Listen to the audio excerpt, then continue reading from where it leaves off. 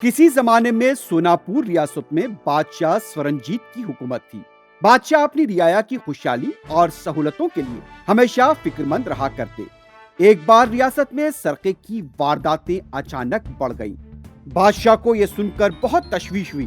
उन्होंने अपने फौजियों से पूछा, क्या हो रहा है मेरी रियासत में? दिन ब दिन चोरियां बढ़ती जा रही हैं। कौन है इस सब के पीछे? कुछ पता है? बादशाह सलामत, सांबा डाकू है इसके पीछे। बादशाह ने सांबा को पकड़ने के लिए खुसूसी दस्ता तैयार किया। उधर सांबा भेस बदल बदल कर सरके की वारदातें अंजाम दे रहा था। लोग उसे पहचान नहीं पाते थे। सांबा का खौफ पूरी रियासत में फैल गया था। बादशाह ने जो दस्ते तश्कील दिए थे उससे भी कुछ फायदा नहीं हो रहा था। वो ये तक नहीं पता चला पाए कि आखिर सांबा की असली शक्ल सूरत कैसी है। वो किसी के हाथ नहीं लग रहा था।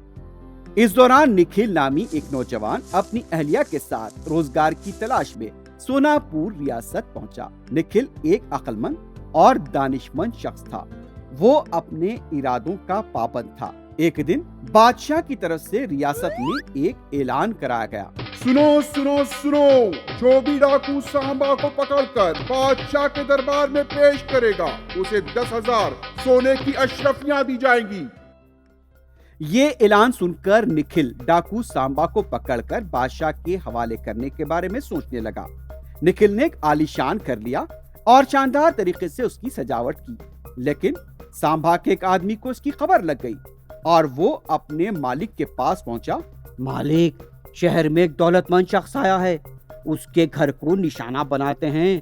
ये सुनकर सांबा डाकू ने निखिल के घर को लूटने का सहन बना लिया और अपने साथियों से कहा, निखिल नाम का दौलतमंद इस शहर में आया है, उसके बारे में जाकर मालूमात हासिल करो। सांबा के साथियों ने निखिल के घर का अच्छी तरह से जायजा लिया और अपने सरदार से आकर कहा, सरदार, वो घर नहीं, महल है महल।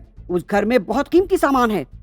निखिल और उसकी अहलिया सावित्री ने सांबा को पकड़ने के लिए मंसूबा तैयार कर लिया।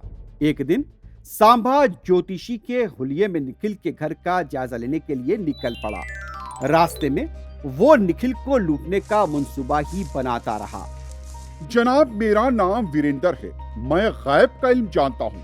मुझे मालूम हुआ कि आप इस रियासत में नए आए हैं, तो आपसे मिलने के लिए चलाया। ये हमारी किस्मत है कि आप हमारे घर तशरीफ लाए। कुछ देर आराम कीजिए। ये कहकर निखिल घर के अंदर गया और अपनी अहलिया से कहने लगा, सावित्री, इस रियासत में सरका होना आम बात है। हमें बहुत चौकस और मोहतात रहने की जरूरत है। तुम्हारे भाई ने जो हीरे की अंगूठी दी थी, तुमने उसे एहतियात से रखा है ना? वो कई लाख रुपयों की है। हाँ जी, मैं भी आपकी तरह अक्लमंद हूँ। इसलिए मेरे भाई ने जो हीरे की अंगूठी दी थी ना, मैंने उसे खुफिया जगह पर रखी है। किसी को उसका पता नहीं चलेगा। आप फिक्र मत कीजिए। डाकू सांबा कान लगाकर उनकी बातें सुन रहा था। मुझे बताओ कि वो हीरे की अंगूठी तुमने कहाँ छुपाई है? अंगूठी को एक दिया सिलाई की डिब्बी में छुपाकर बावर्ची खाने की अलमारी में रखा है। ये बात किसी और को नहीं मालूम होनी चाहिए। ये कहकर निखिल बाहर आया और ज्योतिषी से कहने लगा, जनाब, हम यहाँ 2 दिन पहले ही आए हैं। आप 1 हफ्ते बाद आइए और हमें बताइए कि कौन सा कारोबार हमारे लिए बेहतर होगा। मुझे तो हीरे की अंगूठी के बारे में सब कुछ पता चल गया है। एक ही रात में लखपति बन जाऊंगा। डाकू सांबा की आंखों में हीरे की वही अंगूठी घूम रही थी। उसी रात डाकू सांबा निखिल के घर डाका डालने के लिए आया। निखिल को पता था कि डाकू सांबा ज्यादा इंतजार नहीं करेगा, इसलिए उसने उसे फंसाने की पूरी तैयारी कर ली थी। सावित्री, मुझे लगता है कि हीरे की अंगूठी बावर्ची खाने की अलमारी में महफूज नहीं रहेगी। मुझे नींद आ रही है। आपके और मेरे सिवा इस राज को कोई नहीं जानता। अंगूठी महफूज है, परेशान होने की जरूरत नहीं। ये सोच करके कि निखिल और उसकी अहलिया सो चुके हैं, डाकू सांबा दबे पांव बावर्ची खाने में दाखिल हुआ। अलमारी में दिया सिलाई का डिब्बा देखकर उसने फौरन उसे उठाया और जैसे ही उसने डब्बी खोली, किसी ने उससे डस लिया।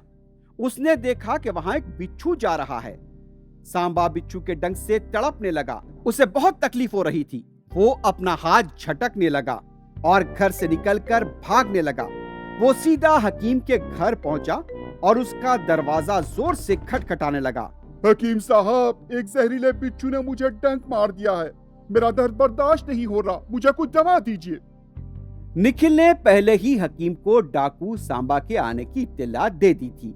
हकीम ने डाकू सांबा से कहा, तुम यहीं आराम करो, मैं बिच्छू के डंक से राहत मिलने वाली जड़ी बूटी लेकर आता हूँ।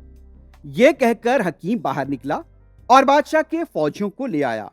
डाकू सांबा को रात में ही कैद में डाल दिया गया। सुबह से बादशाह के दरबार में पेश किया गया। बादशाह ने डाकू सांबा को पकड़ने में मदद करने पर निखिल और उसकी अहलिया की जमकर सितारिश की। जैसा कि बादशाह ने ऐलान किया था, इनाम की रकम भी निखिल को दे दी गई। इतना ही नहीं, निखिल को बादशाह ने अपना खास मुशीर भी बना लिया। सांबा डाकू के पकड़े जाने से रियासत के अवाम भी खुश थे। निखिल और सावित्री भी खुश थे।